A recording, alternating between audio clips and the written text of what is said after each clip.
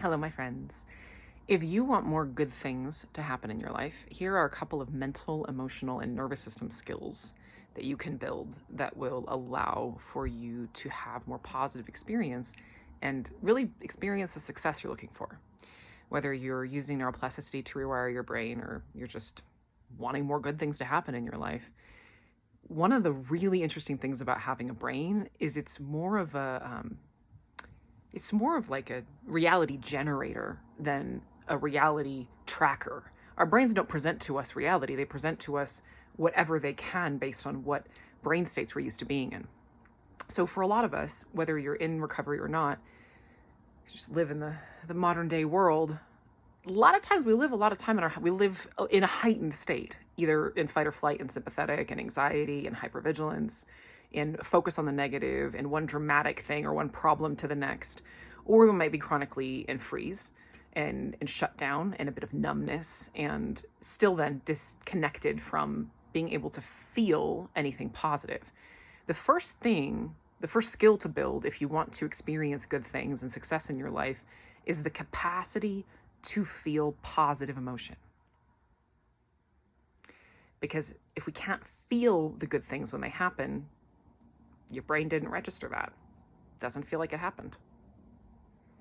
Think of a time in your life when something really good happened, but some other stressful situation was going on at the same time, to the point where you were so consumed by that negative situation that the good thing almost didn't feel real. It's almost like it floated by and you were just kind of in this bubble of negativity.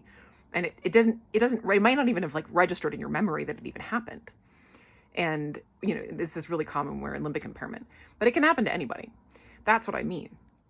If you really want to experience your life as a series of positive events of success, we need to be able to feel that and for it to land and really experience it and for it to register. And that first skill is being capable of experiencing positive emotion, which sounds really basic, but it's actually really, really hard for a brain that's been stuck in survival and in danger and in threat for a long time. So and this part's key. Most good things, genuinely good things, are calm. Enjoying a really peaceful, wonderful conversation with a friend, enjoying warm sunlight, enjoying a beautiful walk or a meal, a beautiful song, going to a social event. These are very ordinary things. These are the good things that we can experience every day. Even having success on a financial level or a creative level needs to feel safe for you to be able to experience it regularly. If it's overwhelming, your system's going to reject it. So the first thing that all of those things need to feel in a certain sense is boring. And if you're usually in a heightened state, calm and ordinary good things are going to feel boring at first. And your brain's going to reject them as bad, this is boring. Oh God, no, I don't, get it away from me. Ugh. I don't want that. That's how our brains respond at first when they're just kind of addicted to this cycle of intensity or being numbed out or some combination of the two. So that's a good place to start. The second one is the ability to trust good things. The ability to believe that they are real. And that's so big.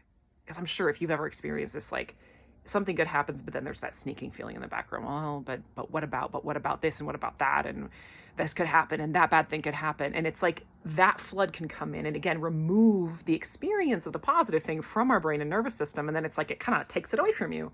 So the ability to believe and trust good things, essentially we're rewiring the negativity bias in the brain. For survival reasons, the brain picks up on threats and has a negative bias toward the negative because threats are more likely to be, your brain's job is to protect you, keep you alive. So if something is bad happening in the environment, that's way more important to pay attention to right away to keep you alive than something good happening. Something good happening is great, but it's not life-threatening, so your brain doesn't need to ring the alarm bell. But what that means experientially is that our limbic systems and our brains tend to put more faith, in a certain sense, in negative things as being real, because that's just more of what we experience. It's easier for the brain to go that way. And again, if we've been in a chronic stress state, that's what we've been experiencing and it feels very real.